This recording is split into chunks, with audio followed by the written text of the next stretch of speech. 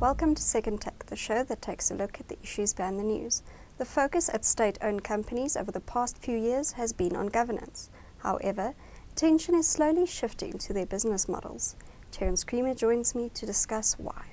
Hi, Terence. Hi, Chanel. Does the shift in conversation imply that the governance problem is in hand? No, yes and no. I think no, because the governance problem's never really in hand. Because it's an ongoing thing. Governance, is a living thing. It depends on people, and the people that have been in a number of these boards were the wrong people. So we've had a replacement in some of the cases of some of the state-owned enterprises, but not all. So obviously we need to have boards with people with a high standard of ethical behaviour, and also with a good understanding of what the role of these state-owned companies are. I think slowly but surely movements are made in that direction, are being made in that direction. So there's definitely been improvement, I think, and there's a feeling that in some instances there is more credibility at the top of these organisations. So yes, there is an improvement, and there's a bit more of a trust around some of the boards and some of the management at some of the organisations. But no, because governance is something that you have to work on all the time and can slip very easily. Why is there more open discussion about the structure of these entities? I think really necessity is the mother of invention here, and the situation in South Africa where we've had the economy slipping for so many years into such a low growth trap has meant that on the fiscal side, on the government's balance sheet is really under a lot of strain. We saw the recent SARS collections. Now, while they weren't massively below expectations, that is a revised target, and we have been trending downwards in terms of revenue collections, in terms of where we expect it to be. And there's also a worry around, because of all the corruption and malgovernance that's happened, that tax morality, people's willingness to pay, has also been eroded. So we've had this double whammy on the tax side, on the revenue side, the low growth, and therefore the lower collections, and then probably the lower compliance because of the anxiety that the taxpayers have about throwing it into a bottomless corruption pit. And that is something that I think it can only be arrested over time, and probably will be arrested if there is this focus on governance. But at the same time, while we've seen the erosion of the government's balance sheet, the erosion at certain state-owned companies has been rapid and dramatic, to the point where financial sustainability is really questionable at a number of these organisations. The three obvious ones that come to mind are Eskom, SoE and Denel, where it's really looking precarious. And therefore there's a focus not just on the governance, because as the new people and credible people come in, there's a worry around the business model, whether these entities like SoE, can it be a national carrier, all things to all people type airline? And there's no way it can anymore, given the competitive pressures under SoE. Eskom, in the context of fast-changing technology prices, costs, especially renewables, and the fact that people can now affordably defect from the grid, I think that's changed things and put the threat of a utility death spiral front and centre. And then obviously we know the problems at the now around the market, but also around the management and the technology and the lack of research, etc. So, and it's not just limited to those three, but those are top of mind. So there's basically governments having to be open-minded around the way the sustainability of these enterprises going forward. And that's why I think we see a shift in the conversation to discussion around not just improving governance and having credible people in place, but actually looking at whether these businesses can survive in the long run.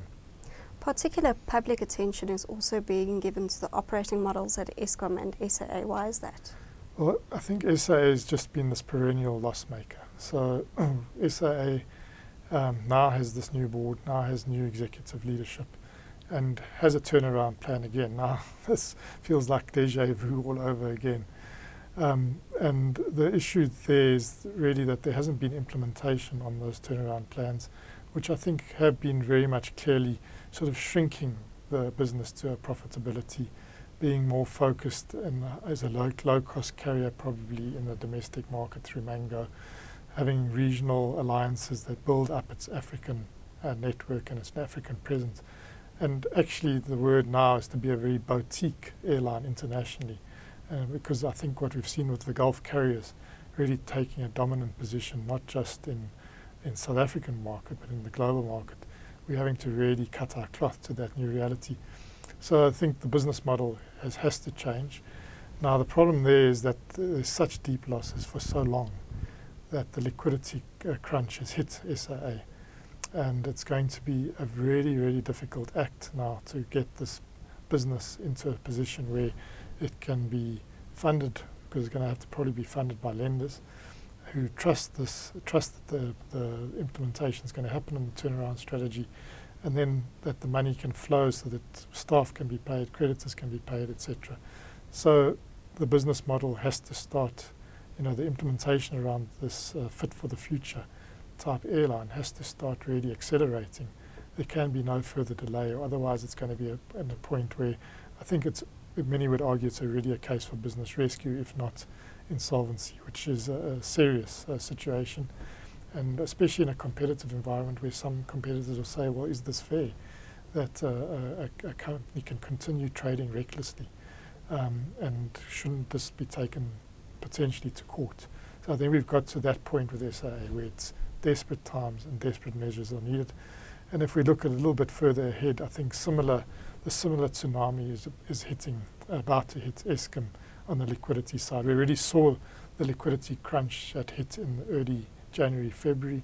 It was bailed out through a fairly unorthodox method of sort of bridging short-term finance by the PRC, and then with a number of bank loans. Those bank loans aren't long-term.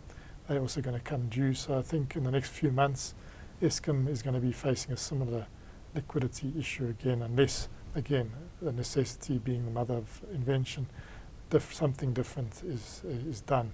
Now, it's early days, I think, in terms of knowing exactly what that's going to mean for Eskom. The corporate plan is not known, and there are a number of balls in the air, because they look like they're going to review the NERSA decision on the tariff, the sub-inflation increase of 5.23% for this year. There's the regulatory clearing account issues. If they get some leeway there will be some breathing space. But in the long term, even if they get some breathing space from the tariff, there's still some serious issues around technology changes, grid defection, and really it's become much more feasible for a number of companies and even individuals to consider defecting. And that has a major implications for Eskom's business model. So really the word on the street is that there's talk about a serious realignment of Eskom, which could involve a very different business model, a broken up type, vertically disintegrated from the vertically integrated model. However, it's still early days, and I think we need to see what water flows under the bridge, and these are very highly politicized decisions. And we've already seen with the IPP announcements that people are willing to take these decisions to court. So I think we're going to have some very tough decisions ahead around both SoE and Eskom and Denel and the others. But I think where we can draw some solace is where we look at the people that sort of are overseeing these organizations now, and Hlantlanene in the case of the SoE, the Pravin Gordhan in the case of Eskom and the other state-owned enterprise. I think that does surely give some comfort, even though these decisions are going to come fast, thick, and they're going to be tough. Thank you. That's the second Take Show for this week. Thank you for watching, and join us again next time for more news analysis.